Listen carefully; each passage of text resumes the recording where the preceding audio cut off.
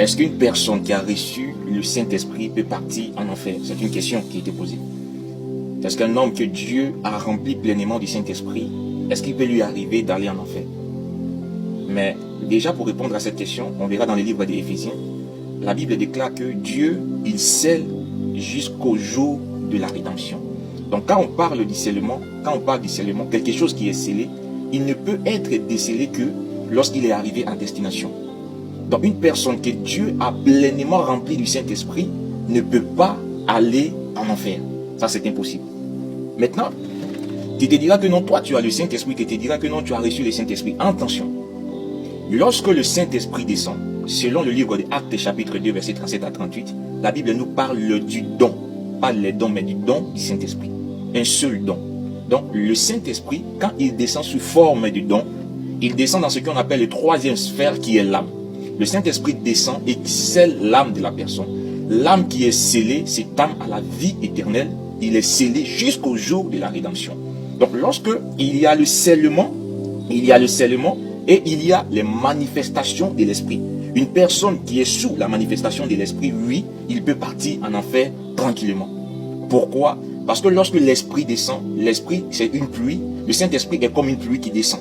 Donc quand le Saint-Esprit descend, elle va s'arrêter au niveau qui a été préparé. Si c'est le niveau de l'Esprit qui a été préparé, qui est le premier sphère, le Saint-Esprit descendra au niveau de ton esprit. Et cela va se produire par plusieurs manifestations. Comment? Regardons Jean-Baptiste, regardons Judas. Judas l'Iscariote qui est un apôtre, il a exercé le ministère d'apôtre, il a exercé l'apostolat. Mais lorsque Judas il est mort, la Bible dit Judas dans le livre des Actes chapitre 1, que Judas il est allé dans son lieu qui est la perdition.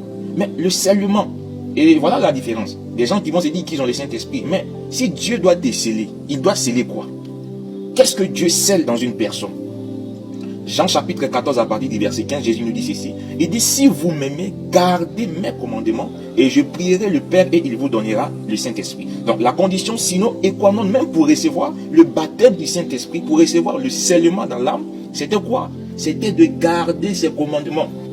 Maintenant, une personne qui n'a pas gardé ses commandements, comment lui, il peut recevoir le Saint-Esprit dans son cœur?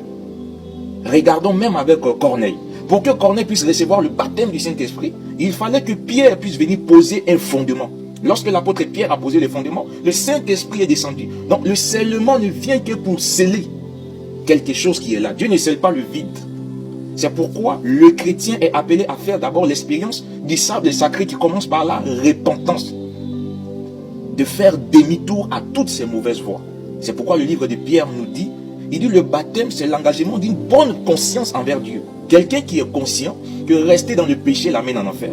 Quelqu'un qui est conscient que emprunter la voie de l'ivrognerie, du mensonge, emprunter la voie de la prostitution, emprunter la voie de la religion, ce n'est pas la bonne voie. Il décide de faire stop. Et lorsqu'il entend la voix de Christ, parce que ce n'est pas la personne à lui-même de se tourner, mais c'est la voix de Jésus-Christ qui doit te faire tourner de ton chemin. C'est Jésus-Christ qui produit la repentance, la vraie repentance. Parce que la repentance, c'est la porte même du ciel. C'est le premier pas du christianisme. Tu commences d'abord par la repentance. Apocalypse chapitre 1 à partir du verset 9. On verra Jean qui dit pendant qu'il marchait, il y a une voix qui lui dit Jean, arrête-toi. Et lorsqu'il entendit la voix qui lui disait d'écrire, Jean il s'est arrêté et il dit pendant que je me tournais pour regarder la voix qui me parlait. Donc il fut saisi. Donc c'est Jésus-Christ, c'est la voix de Jésus-Christ qui doit te saisir et qui doit te faire demi-tour. Mais aujourd'hui Jésus dit je me tiens à la porte et je frappe. C'est lui qui entend ma voix et qui ouvre, j'entrerai et je soupirai avec lui. Mais beaucoup d'hommes aujourd'hui, Jésus se tient à la même porte. Il est en train de frapper, personne ne veut ouvrir. Les portes sont fermées, les cœurs sont devenus tellement incrédules. Au point que Jésus-Christ, quand les gens acceptent Jésus-Christ, c'est pourquoi? C'est pour dire à Jésus, fais-nous seulement porter les noms chrétiens. On veut être reconnu comme chrétien. On veut avoir nous-mêmes nos propres œuvres. Mais ce qui est de ta présence, fais-nous seulement porter ce nom. Le reste là, nous-mêmes en gère. Mais aujourd'hui, les églises, ils ont rejeté Jésus.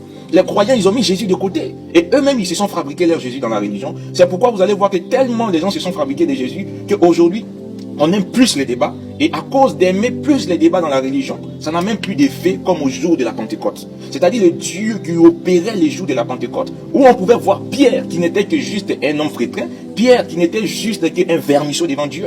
Mais lorsqu'il est rentré en contact avec ce qu'on appelait le surnaturel, lorsque Pierre est rentré en contact avec ce qu'on appelle la vraie Pentecôte, pas de l'organisation pentecôtiste, mais avec la vraie Pentecôte. On a vu que Pierre pouvait se tenir devant la belle porte du temple et dire même à ce lépreux, à cette personne paralytique, nous n'avons ni argent, ni rien à te donner, mais ce que nous avons.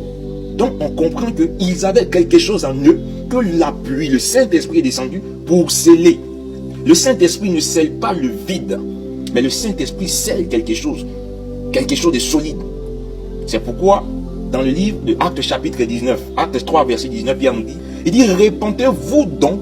Donc c'est un devoir. Beaucoup d'hommes pensent que venir à l'église, ça s'arrête seulement là. Non, il était dit à Nicodème, tu dois naître de nouveau. C'est une obligation. Tu ne nais pas de nouveau, le ciel est fermé pour toi.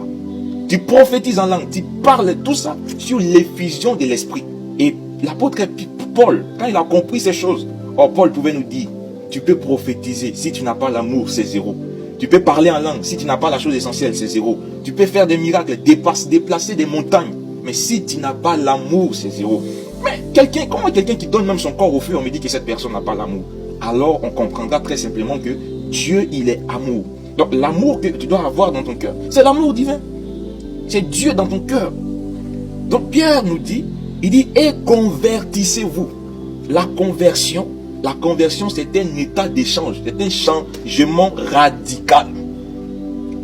Si tu prends un billet de 10 000 francs CFA, que tu le convertis en euros, que tu le convertis même en dollars, ils n'auront pas les mêmes aspects, ils ne vont même pas avoir les mêmes valeurs. Il va avoir un changement.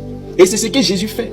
Jésus peut prendre une femme prostituée qui n'avait pas de valeur et Jésus va la transformer. Jésus va la convertir. Quand vous allez voir cette femme, vous allez voir des miracles qui s'opéreront dans sa vie. Dieu peut prendre un homme vagabond, un homme de rien du tout, et il va l'élever comme Mephibosheth, comme David, qui étaient des hommes de rien du tout. Mais quand la main de Dieu les avait saisis, on a waouh, c'était un miracle extraordinaire. Donc Dieu, c'est ce qu'il veut. Il veut un changement radical. Répentez-vous et convertissez-vous. Mais où est la conversion parmi les chrétiens? Où est la repentance parmi les chrétiens? Beaucoup d'hommes, ils ont sauté l'étape de la repentance. Ils sont devenus prédicateurs. Avec des péchés non confessés, des péchés mignons au plus profond de leur cœur. Ils se sont attachés aux dons. Mais je vous assure, bien-aimés frères et sœurs, la Bible dit, au jour du jugement, tout sera connu. Tout sera connu.